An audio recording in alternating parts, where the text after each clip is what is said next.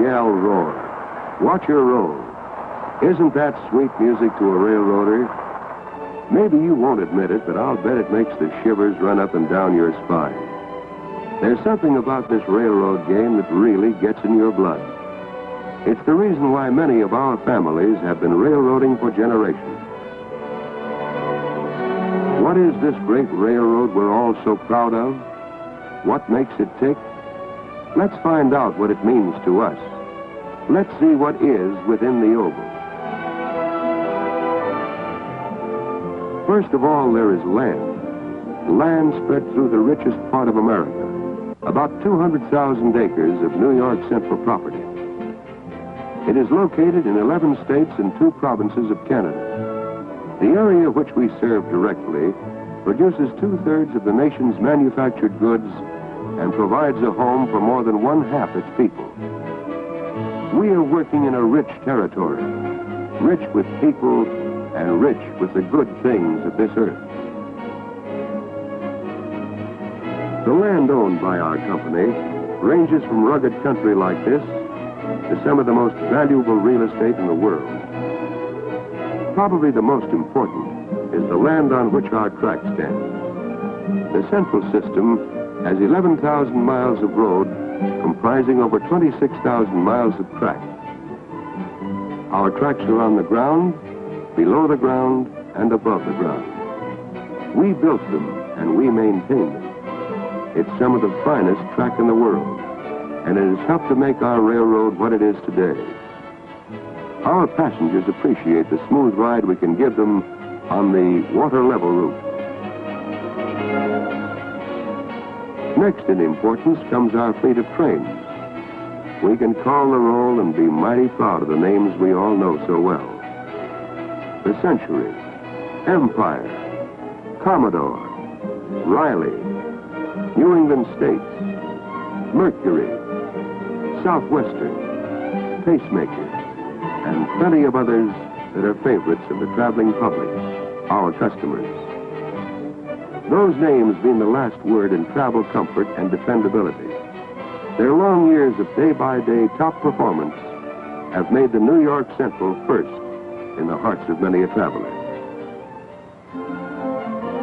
There are many other trains without names, but with such symbols as NY6, ND1, CD4, BF1, BA6.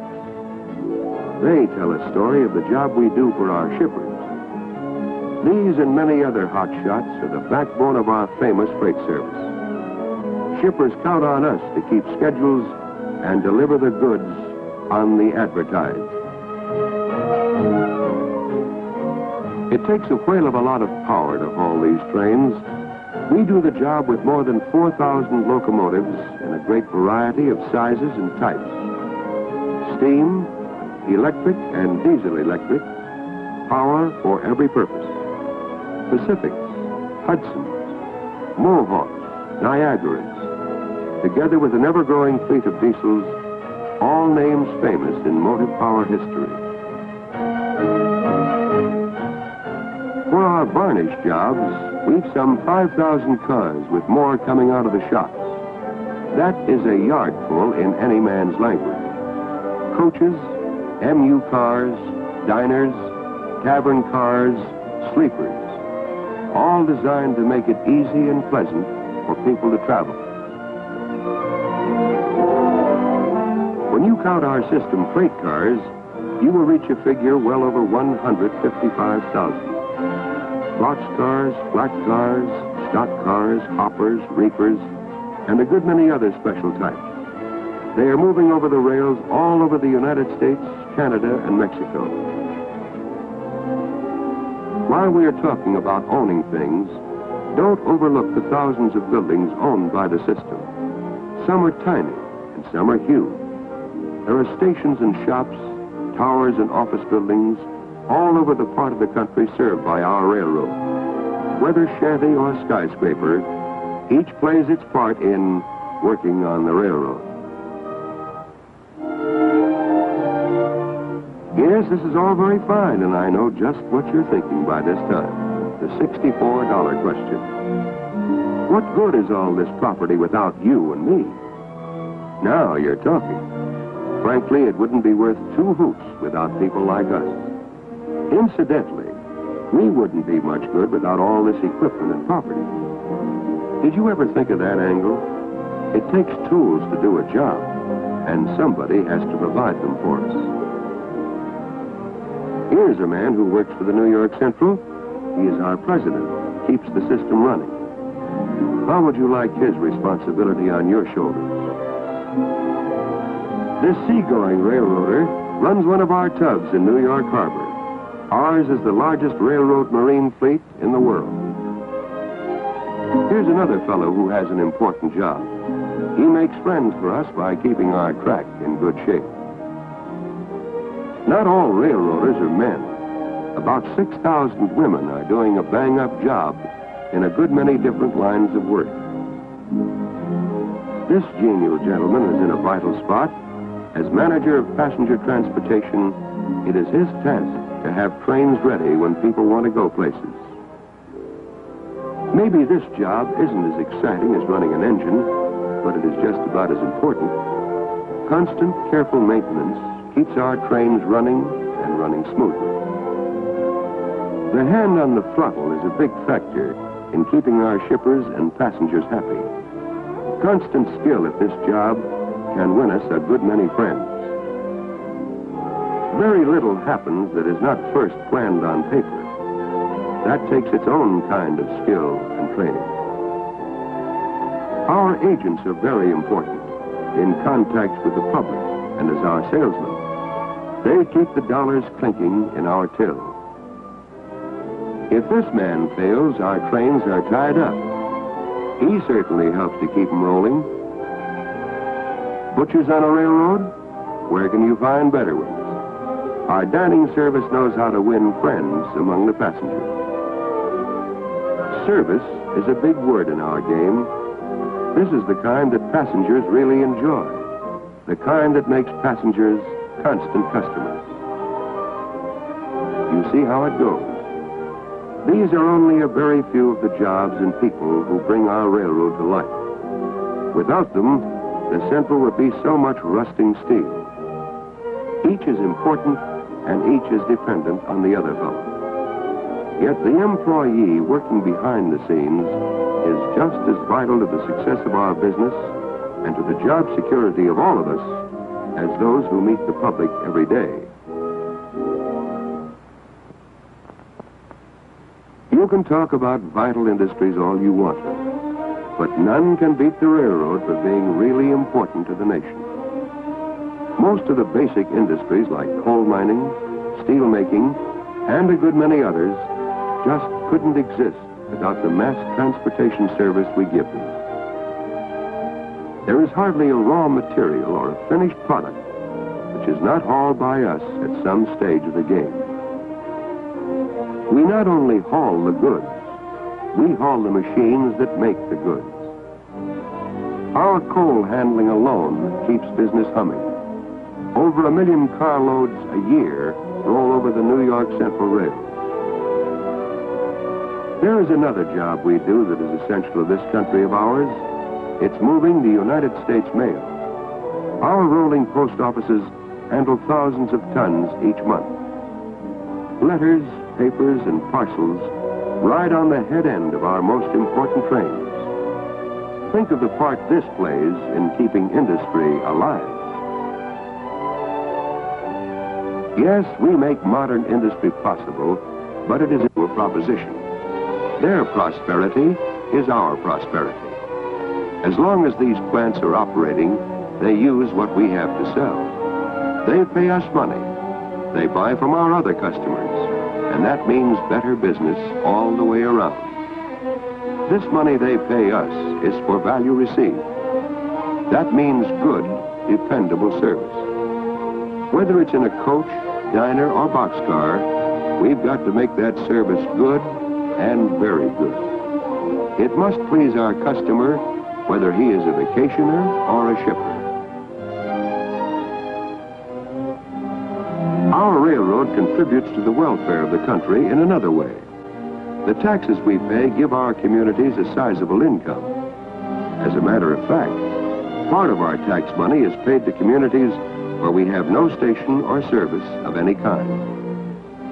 The more business we have, the more we contribute to the well-being of the area where our railroad operates. The money we spend for supplies is staggering. We shop for an amazing variety of products, and our purchasing department spent more than $170 million for supplies in a recent typical year. Lumber, oil, dishes, water, and 1,001 other items are purchased every day. It brings trade to our territory. It keeps money circulating where it can be spent on our railroad. That money goes to work creating more traffic for us, more jobs for us.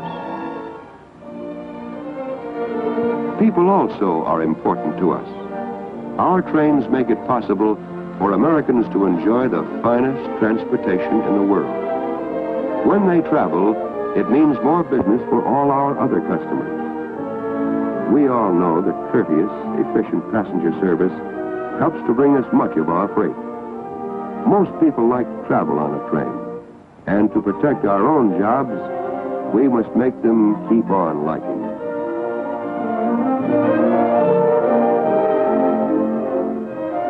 What about the future? What do we hope to do? How will it affect us? We want more freight and more passengers. We can get that business if we can give the service that people want and need. There's a tremendous amount of income ready to be picked up and put to work. New industries located on our line. Greater expansion in the cities we serve. More people working and more supplies needed. It forms a snowball that gathers size and speed as we work together. People stayed home during the years of World War II because it wasn't easy or popular to travel. Many of them saved money with the idea of taking trips when things got better. Well, things are better now, and they are making those trips. The question is, how many of them can we get to ride on our train? There are other ways to travel, and the air, bus, and steamship lines also want the business. And they are working hard to get it. It's up to us, all of us. One of our jobs is to figure out how to get more loads for our freight cars. We've got to keep a steady stream going into these cars and rolling over our railroad in order to keep us at work. That's a responsibility we all have to share. All the agreements and contracts in the world won't mean a thing unless the business keeps on coming. As an example of what is in store for us, let's take the construction industry. In this field, there has been a tremendous development. Uncounted thousands of houses and other buildings are needed all over the country. We will haul more and more materials for both private home construction and industrial building. We have a perfect setup for it, and the best possible equipment to handle the load. Whole new industries are growing up along our tracks. We will help to build them, and we will serve them after they are in operation. Vast areas of new homes are developing, and these activities need what we have to offer. Again, we will continue to serve. The people who live in these homes are potential passengers and shippers. At this point, you're probably wondering how we're going to get all this business. What is the company going to do to help us bring in the revenue? Well, that's a fair enough question, and here's some of the answers. Let's take new equipment first. In the first 4 post-war years, more than $250 million was spent or committed on the Central System for new cars and locomotives of the very latest types.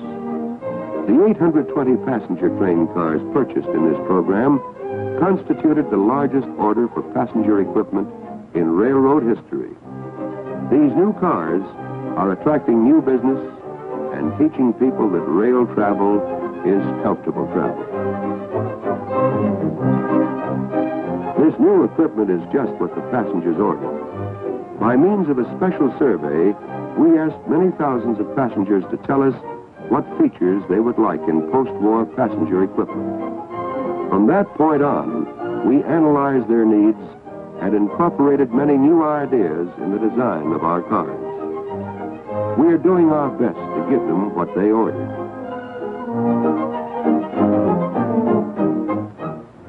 We learned more about the needs of shippers, too, and a great number of new freight cars is the result. More than 25,000 new freight cars were received or ordered by the Central System in the first 4 post-war years. Our management feels that people are not going to ride or ship on our railroad unless we give them what they really want. You don't spend money for things that don't please you, and railroad customers don't either. At Toledo, we teamed up with another railroad to build this modern coal and ore handling facility. A layout like this costs a pile of money, specifically more than $18.5 million. But it's well worth its cost, because it enables us to haul a tremendous volume of coal and ore. There are a good many other new things coming along, and they all serve to improve our operation. That results in attracting new business and produces a better income, better working conditions, and better job security. A railroad prospers only when its employees and facilities are kept working. Our engineering staff is working both independently and with various manufacturers to devise new equipment and bring you the latest and finest with which to do your job. Better buildings and better working conditions are included in the program, too. This new railroad YMCA is a big step forward and is typical of several built in recent years. Since improvements like these are costly, there isn't enough money to make them all at once. But such improvements are being planned and made regularly, year after year. We don't have a fairy godmother to build bridges for us and maintain our roads. Ours are paid for out of our own railroad's pocket. This curve elimination project at Little Falls, New York, cost $2.5 million. We'll have to run a lot of trains past this point to pay for such an undertaking. However, to compete for the business dollar today, we must take steps like this. New highways, canals, and airports are being built with public money to make competition even keener.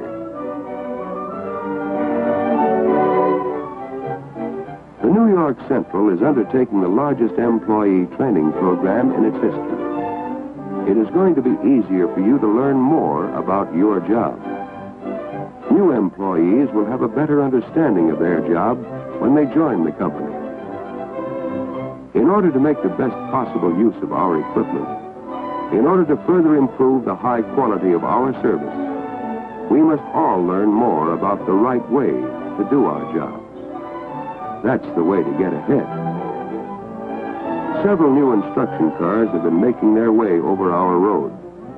The latest methods in visual education are being combined with practical experience. Motion pictures and slide films are playing an important part in presenting information in an interesting and understandable form.